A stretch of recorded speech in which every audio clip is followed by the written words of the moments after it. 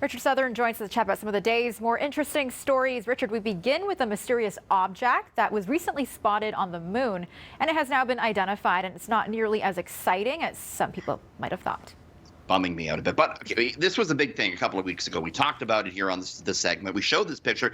Chinese rover on the far side of the moon spotted, if you can look in the distance there, kind of a little cube-shaped object on the horizon. It looked kind of almost man-made, like a hut. Nobody knew what it was. It intrigued the scientists so much that the rover made the lengthy trek over to check it out. Took a few weeks. Today, it sent back the picture of what it actually was. Here it is. Just an average rock. Oh, that's boring. Darn it.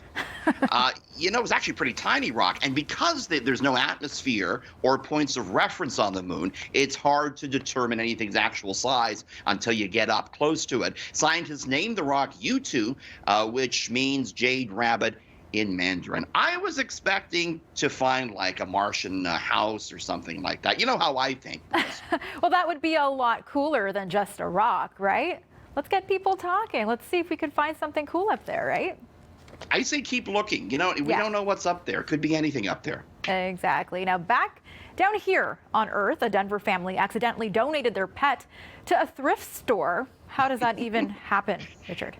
Yeah, you got to be a bit more careful. This is quite the story, though. Family in Denver, they had an old reclining chair, and they said, okay, we don't need it anymore. We'll give it to the thrift store. The store, after they took delivery of it, they heard some scratching and meowing. They look inside. There's a cat inside. Oh, no, poor thing. They call the animal authorities, Melissa, and they managed to look at this little guy. They managed to get him out. He actually had a microchip, but the info on it was out of date. So they took him to the animal shelter. While this was happening, the family at home, they're like, where's the kitty? They don't know. So they went to the thrift store thinking, oh, my goodness, did we leave him in the chair? The thrift store said, go to the animal shelter. Cat and family reunited. Oh, that poor thing must have been so frightened. Look at him.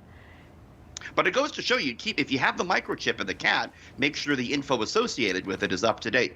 How's your cat, James? We've had him on the show before. How is he? He's good. He doesn't go hiding in sofas, which is good to know because I'd like to get rid of mine eventually. But he's doing good, running around, being annoying, keeping me up late at night. Did he go up the Christmas tree?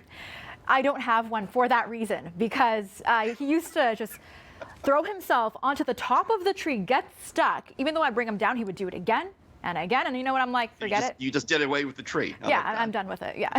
Safety first, I guess, for my little cat anyways. And we're starting to see those delivery robots on Toronto streets. But there's a new prototype that could revolutionize that entire industry. Toronto City Council actually temporarily banned the ones we had moving around our streets. They were actually driven by a human. But at the Consumer Electronics Show in Las Vegas this week, Melissa, they showed off a fully autonomous delivery robot, and you could eventually see these driving around. In fact, they're going to be driving around some U.S. cities. So you punch in the direction of where you want it to go. There's a few compartments in this robot, so the store would load in the bags with the goods. They'd put your address in it, and this thing by itself would drive out and make the delivery to you. It is called the Autobots, fully autonomous, and it's probably going to take someone's job. That's the bad thing with these things, right? Yeah, I know. I feel you on that. Interesting, though. Very, very interesting little device there. Whatever gets me my dinner faster, I suppose. There you go. If it's the Autobot, so be it.